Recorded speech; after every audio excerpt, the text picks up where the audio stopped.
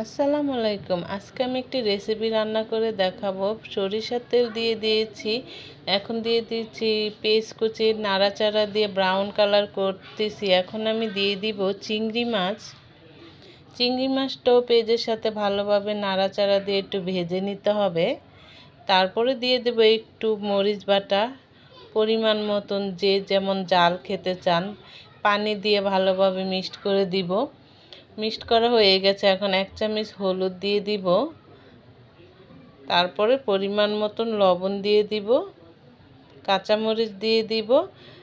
রান্না করতেছি আর এদিকে আকাশ অনেক মেঘলা হয়ে আছে, মনে হয় বৃষ্টি নামবে। এদিকে আমার মশলাটা কষানো হচ্ছে ভালোভাবে। মশলাটা প্রায় কষানো হয়ে আসছে।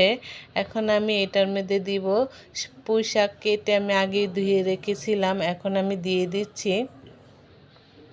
শাকটা ভালোভাবে মশলার সাথে মিক্সড করে কিছুক্ষণের জন্য ঢেকে রাখবো, যাতে কষানো হয় ভালোভাবে। আবার নাড়াচাড়া দিয়ে দিতে হবে, নাড়াচাড়া দিয়ে দেখতে হবে কেমন হয়েছে। তারপর আবার কিছুক্ষণের মতন ঢেকে দিব।